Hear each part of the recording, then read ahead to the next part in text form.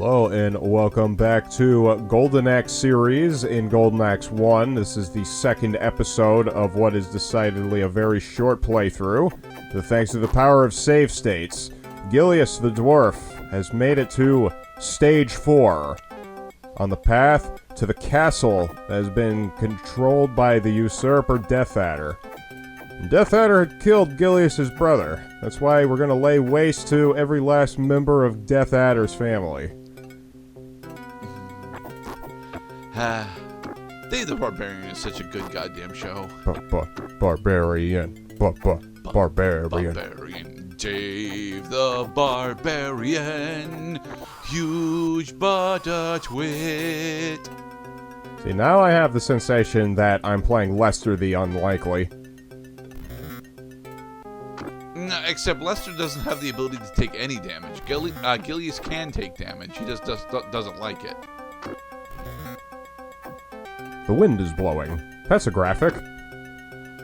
Yeah, does it actually impede your movement at all? Nope. It is just a diversion.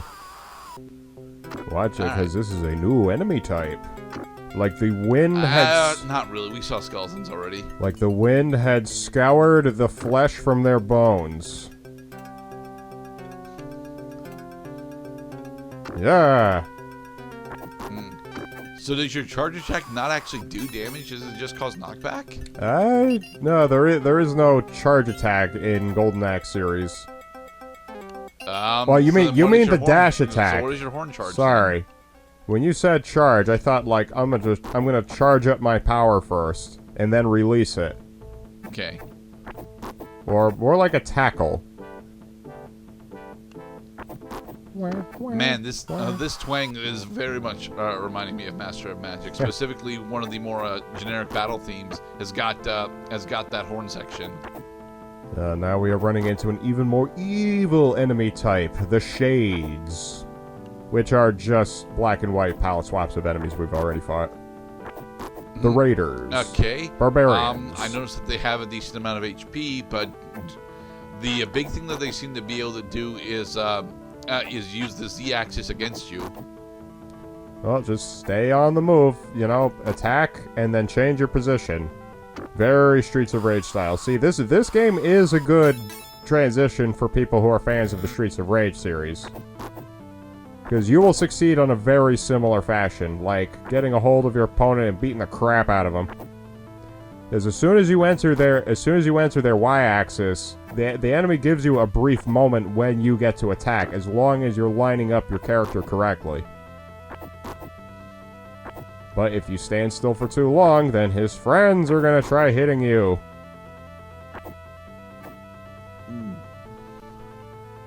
Now save your magic. What I mostly end up using so I know that you put this on arcade mode, but what difficulty is this technically on? This is on normal mode. Okay. I mean, I could have, like we were talking about, I could have lowered the difficulty. Really? Thunder Cage doesn't actually get rid of all the enemies? Well, it deals lots of damage to them, just, these... Yeah, but, having level 4 fucking magic, you would normally dictate that, hey, this is relatively difficult to achieve, so we're gonna make it so it actively wipes out every non-boss enemy on the screen. Well, just like the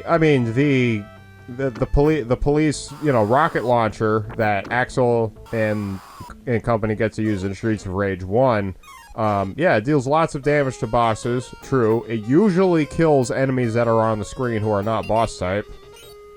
We also have to consider that enemies in Streets of Rage 1 did not even have visible health bars, so they wanted to simplify the matter and just say, yeah, they're just dead. They got hit by an RPG. My issue with that is that although you could get multiple uses of your police special, it was never implied to be doing more damage or having different effects. This one very clearly is implying to have different effects as you build it up.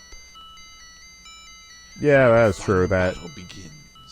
That is a major difference between them, is that you can actually power up your police RPG in this game. Yep, that's definitely an eagle. So clearly, we were actually on the eagle this time, and now we're getting... and they walked off the cliff. Yeah, that's why pits stopped becoming a thing in Golden Axe 3, as we will see later in the Golden Axe series playthrough, because the enemy AI will just commit suicide. I mean, I love it when they do, because then I could just save the game, but you don't see me saving the game. And you shouldn't, because if you do see me saving the game at this point, that means that I have failed to edit correctly. Okay. Did I hit the enemy? Ouch! Okay, save the game. Did I get hit? Restart the save file. Was the hit not that bad? Okay, keep going and hope that something better happens. You can't catch me. Oh yeah, I was surrounded, so I decided... there's Twin Thunderbolts. Comb the lands with lightning.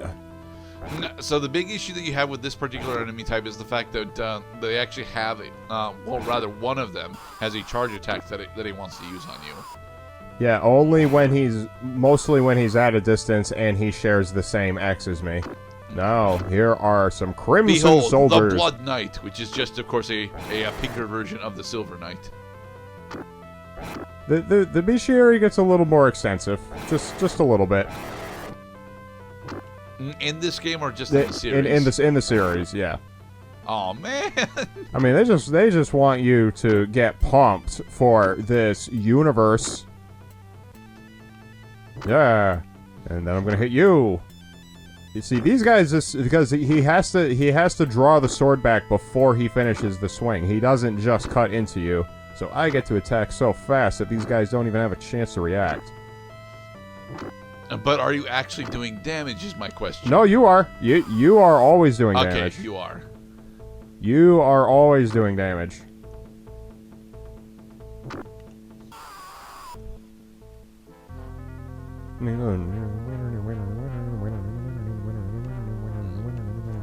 All right. No more gnomes. This is Death Adder's theme. Decidedly my favorite music theme in pretty much all of Golden Axe series.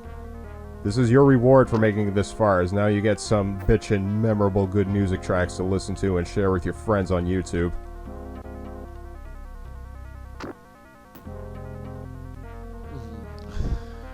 Like these guys were definitely... I understand that not playing it is a significantly less informed experience than actually playing it. But with the limited enemy density that this game has, especially in comparison to Streets of Rage, this looks like I would actually be able to beat this one. Maybe not on my first run, but eventually.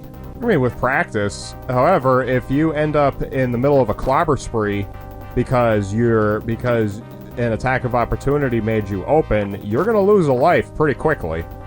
So, it's not going to be so much your ability to make progress, it's your ability to recover from mistakes that is going to keep you in the game. So you only have 3 lives, and once those 3 lives are done, you're dead. And you gotta put more quarters in the machine. See, this game was designed to take your money. Because as long as you have lots of quarters, you can play as long as you like.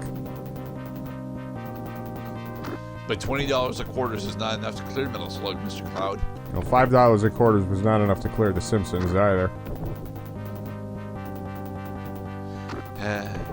I don't remember how many quarters it takes to actually clear a TMNT 4 from on that arcade cabinet. But I remember really enjoying the first 2 levels of that. Yeah, as long as you don't suck, because apparently it pays to play well. Yeah. And ooh, a different giant type. Yep. Okay. This is our first Death Adder type. This is Death Adder Jr. Haha. His father is Death Adder Sr., and he killed my brother. It gives me the rage.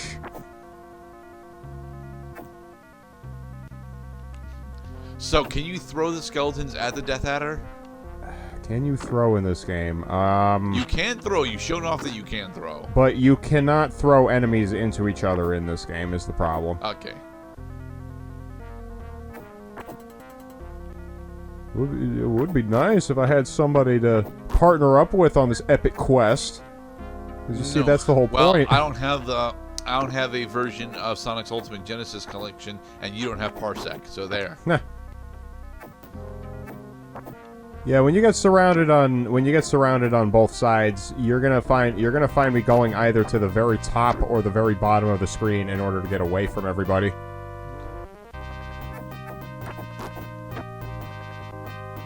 Because if I'm on the top row and they're on not the top row, then the only way they have to reach me is to go up in order to meet me, which means that I can have an attack ready for them when they reach me finally.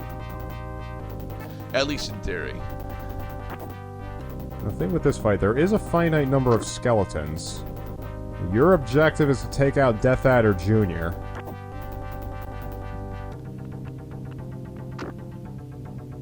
So if there is in fact a finite... Ow! So if there is a finite number of skeletons, then can you actually focus them down? Yeah.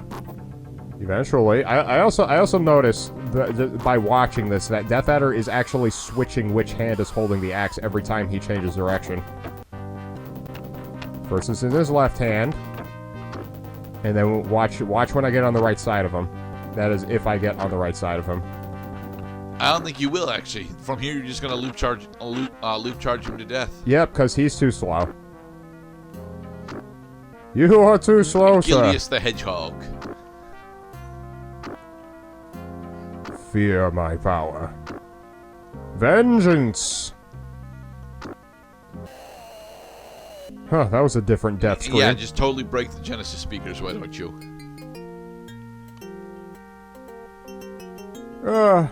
Wow. You saved us. However, can we managed repay to rescue you? the princess. Accept my utmost gratitude. Utmost gratitude for our rescue. Okay. Accepted. I thank you for your courage, for you have rid us of the hideous Death Adder. Or did we? But I have a feeling that he might have been taking orders. It's not the real Death Adder. Sometimes he did disappear into that door. The very door from which he emerged, of course. Will you go into battle for me yet once more? It's yet again. To which we say, yes, my lord. Yes, my lord.